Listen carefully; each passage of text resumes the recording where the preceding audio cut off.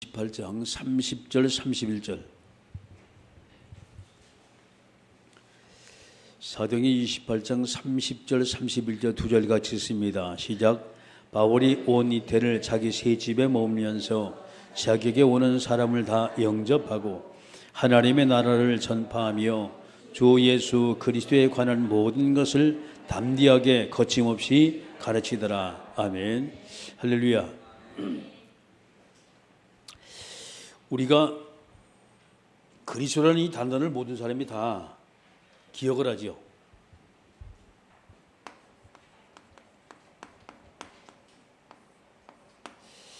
도대체 그리스도가 누군가 하는 거예요.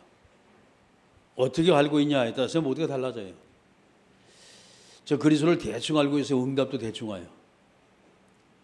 정말 그리스도에 답을 제대로 내고 오직이란, 여러분이 그 속에 들어가면요 오직 응답을 받아요. 그 문제 요즘에 이제 흐름을 쭉 보게 되면 12가지 문제들 말씀을 쭉 하세요.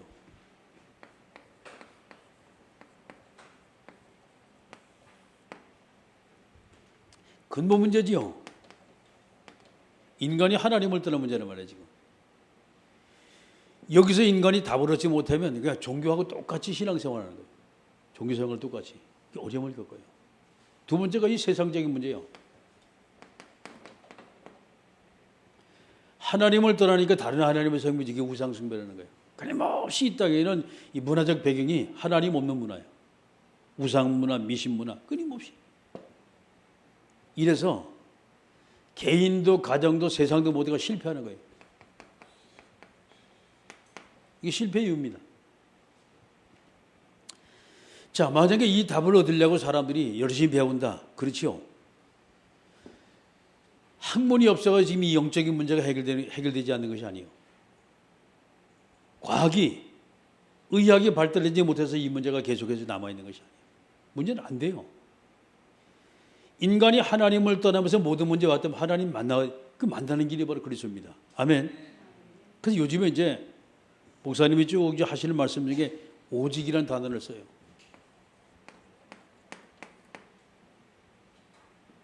그리스도로 완전 오직돼야 돼요. 복음으로 오직되고 결론이 딱 나야지, 오직이 안 되어지면 신앙생활을 왔다 갔다 종교생활합니다. 그러면서 요즘에 각인이라는 단어가 나오죠. 우리 속에 뭐가 잠재했냐, 어떤 것이 각인됐냐, 각인된 것이 나와요. 오직 그리스도가 각인되어 있다. 그럼 끝입니다. 아무리 큰 문제가 와도 그 문제가 문제될 것이 없어요. 자, 그러면서 이제 이게 그리스도를 계속해서 말씀 묵상하라라는 단어가 나와요. 아무리 그 사람이 큰 문제 가져도 하나님의 말씀을 지속적으로 묵상하면요, 문제는 온데간 없이 모두가 다 해결이 되어버려요. 문제는.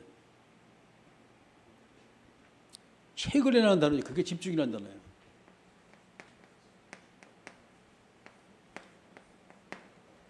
어떻게 생각하십니까?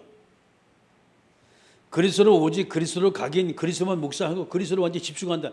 끝나는 거예요. 저렇게 되면.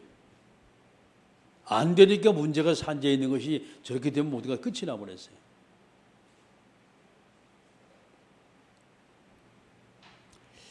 자, 또 다른 방향으로 보게 되면 요즘 이제 소통이라는 단어가 쭉 나오고. 통해야 돼요. 하나님은 나와 통하고 이웃과 사람과의 모든 관계가 통해야 돼요. 십자가 원리란 말이에요. 통해야만이 응답도 받고 은혜도 받고 축복도 누리고 상대방의 문제가 뭔지 알고 내가 도와줄 수 있고, 그죠? 내가 약하고 부족한 뭘 상대방이 나를 위해 기도도 하고. 그 다음에 이제 미션이라는 단어가 나오죠. 하나님께서 우리에게 주신 언약의 말씀, 이 말씀을 붙드는 바로 그 자체가 이 미션입니다. 뭔 미션을 우리가 잡았냐 말이죠. 자, 이것을 모두가 보시면서 여러분 뭘 지금 보십니까, 여기서?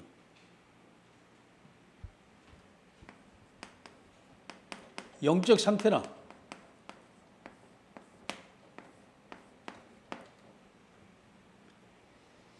문제 잡힌 사람의 영적인 상태가 완전히 바닥을 기게 되고 그죠?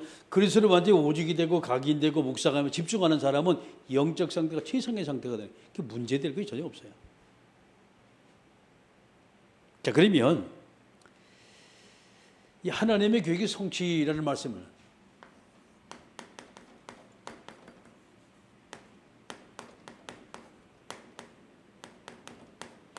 성경 사도행전 28장 30절 그리고 31절의 말씀을 가지고 한번 하나님에게 어떻게 성취되나. 이제 우리가 많은 사람을 여러분 이렇게 택해서 하는데 오늘은 이 바울.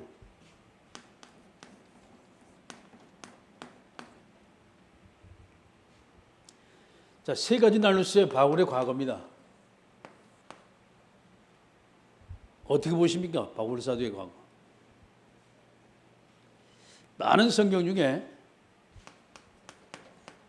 빌립보 3장 4절만 실제로 말씀입니다. 이 바울 사도 인생이 이랬어요. 화려했어요.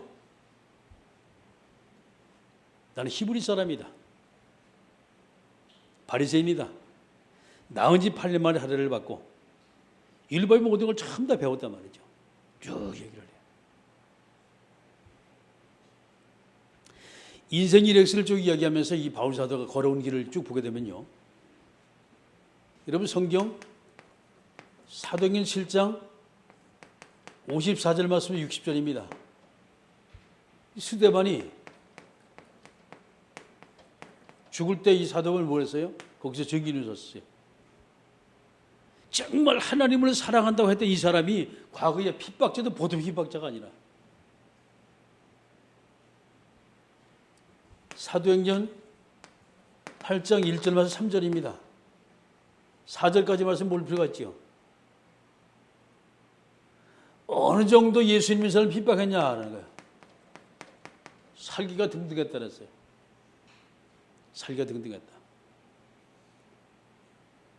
이 한 사람의 핍박자 때 많은 사람이 영향을 받아가지고 엄청나게 자 기독교를 핍박을 했어요. 그게 초대교회 핍박이죠. 자, 이랬던 그가 성경 사도행전 9장 1절 말씀도 9절입니다. 이게 담메색의 사건이에요. 여기서 누굴 만나요? 여기서 예수님을 진짜 만나요. 이 전의 사건은 자기가 정말 대단한 존재라고 얘기했는데 그 삶 자체를 보니까 완전히 엉망이라. 우리가 보기에 완전히 짐승만도 못한 삶을 사는 거예요. 사람 멀쩡하게 생겨가지고 지식도 많고 하나님을 정말 사랑하는데 문제 복음 없으니까 이 사람이 어디냐 영적 상태가 최악의 상태까지 간 거예요. 이게 바울 사도예요. 그러면 우리가 성경의 말씀과 같은 여러분이 이 현재 모습을 우리가 볼 필요가 있겠죠. 그 성경의 말씀 보니까 사도행전 9장 10절 말씀 15절입니다.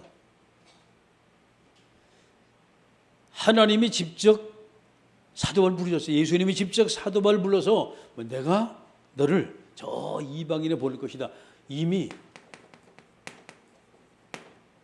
특정한 선택한 그런 사람 하나님이 되고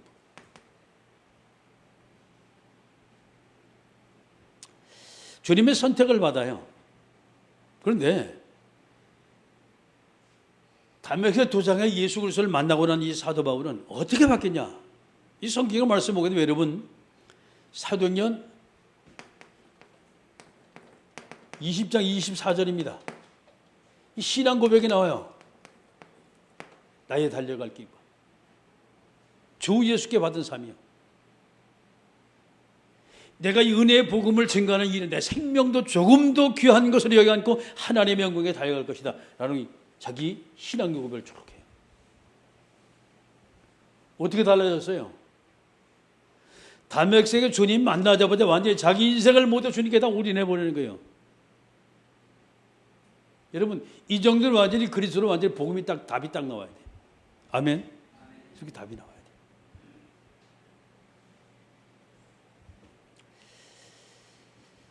자, 사도행전 21장 4절입니다. 제자들이 이 다민한 사도 바울이 고백하는 사도 바울에게 뭐라 했습니까? 절대 예루살렘에 가지 말라 그랬어요. 절대 예루살렘에 가지 말라. 11절에 아가보라는 사람이 바울의 띠를 가지고 자기 수족을 메면서 하는 말이 이 띠 임자가 예루살렘에 올라가면 이렇게 핍박을 받고 어려움을 당할 것이다 라고 얘기했어요. 제자들이 다 같이 있었어요. 그때 바울과 함께 복음을 위해서 움직이던 팀들이 12절입니다. 함께 울면서 이야기합니다. 가지 마라 말이죠.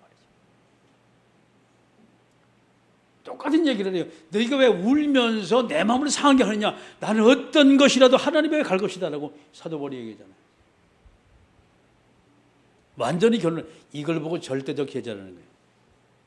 완전히 결론났어요. 어떤 환란, 어떤 문제, 어떤 핍박이 와도 관계없는 게 왜? 이미 자기는 생명 내놓고 하나님의 영광에 달려가기를 이미 계획을 못했기 때문에.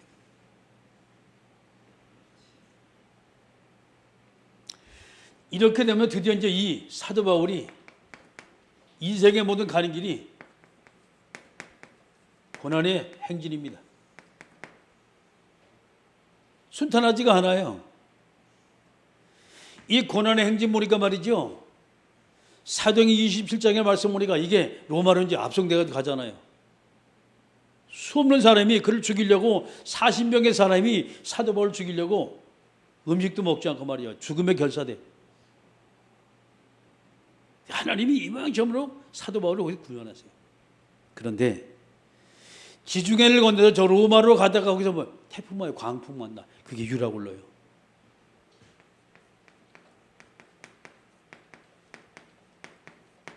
사도행전 27장 사건이죠.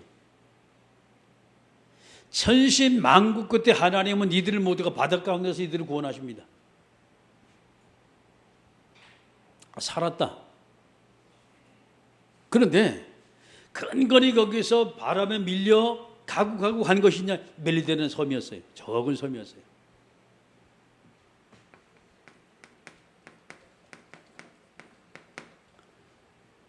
얼마나 춥고 배고프겠습니까?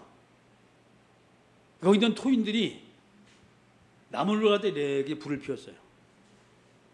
그 사도 바울이 옆에 이제 나무가 있으니까 나무를 던지는데 뜨뜻하니까 독사가 나와가지고 잠자는 독사가 나와가지고 팍 점프를 하면서 이제 손을 물어버린 거예요.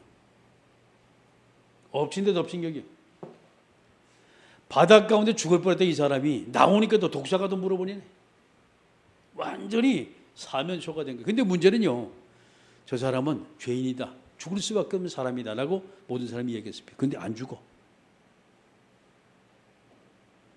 하나님 확실한 증거를 주신 거예요.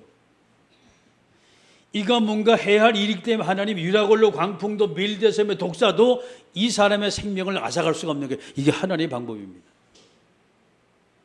결국은 여기서 누굴 만납니까? 그 섬에서 가장 높은 사람, 법을 이루는 사람 만나요. 근데 그 아버지가 열병과 이질에 걸려 지금도 죽을 상황이란 말이에요, 지금. 근데 문제는 바울이 가서 말씀 주고 안수하니까 딱 병이 치유가 딱 돼버려요. 기가 막힌 일이 벌어져요. 유라굴로 광풍 속에서 하나님이 276명의 모든 사람을 사도 바울을 통해 모두가 다 구원을 받게 만든다니만 멜리데 섬에 병든 자들이 바울에게 와서 다 고침받는 거예요. 주사는 것도 아니고 약 준 것도 아니고 심는 것도 아니었어요. 하나님이 한 사람에게 완전히 복음으로 다 결론하니까 과거에 일했던 사람을 하나님은 그 사람을 또 모든 하나님의 역사를 한 가지 가는 걸음걸음마다 일어나가요. 약속의 말씀이 성취되어 나가는 거예요. 이 바울이었어요.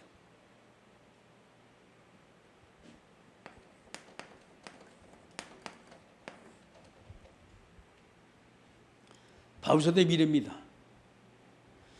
이 마음속에 딱 뭔가 가지고 있는 것이 있어요. 이 마음속에 이가 뭔가 정확하게 하나님 앞에 목표를 세워놓고 가는 곳이 있어요. 하나님이 그에게 미션을 딱 주신 거예요. 사도행전 19장 21절이에요. 이거 로마도 보여야 할 것이다. 로마도 보여야 할 것이다. 사도행전 23장 11절 말씀입니다. 네가 예루살렘에서 증언한 것처럼 로마에서도 증언해야 할 것이다 말이죠. 두 번째 미션을 주신 거예요. 이게 끝이 아니었어요. 유라굴로 광풍 속의 지중해 그 배 안에서 하나님이 기도하는 사도 바울에게 말씀을 주셔서 그게 사도행전 21장 24절입니다. 내가 가이사 앞에 서야 할 것이다. 확실한 미션을.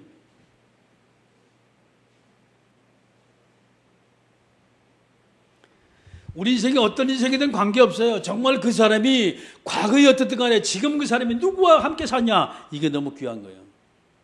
복음만에 들어와 있냐, 정말 그리스도로 완전히 답이 났냐, 그리스도로 완전히 행복한 인생이냐 말이에요. 달라. 그러면 이것이 그냥 뭔가 이 사람은 하나님으로 받은 천명이 있어야 되는 거예요. 그 미션이라는 거예요.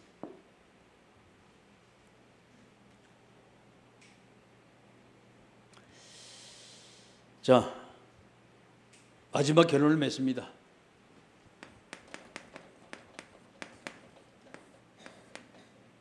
오늘 본문 말씀입니다. 성경 사도행전 28장 30절 31절 말씀입니다.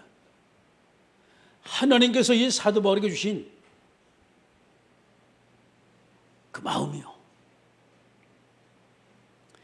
2년 동안 로마 감옥에서 오는 사람이 전부 다 뭐였습니까? 복음을 설명하는 거예요.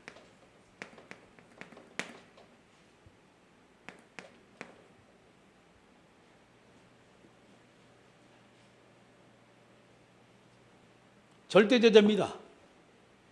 만나는 모든 사람은 내가 만난 그리스도, 내게 은혜 주시고 응답하고 축복하신 그리스도를 말하는데 그 사람이 바뀌어지고, 이게 로마 복음화의 발판이 된 거예요. 2년 동안 있으면서.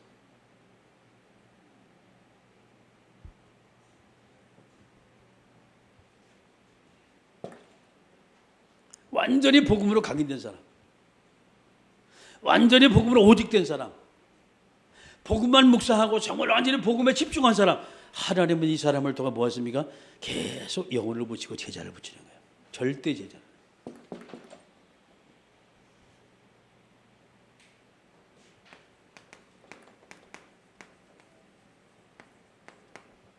절대 제자. 바울서가 있던 그 집이 뭐냐? 그게 바로 절대지교회입니다. 절대지교회. 절대제자가 있는 바로 곳에서 영원히 무너지지 않는 지역을 살리는 지역 시스템에 따라 구축된 그게 절대지교회예요.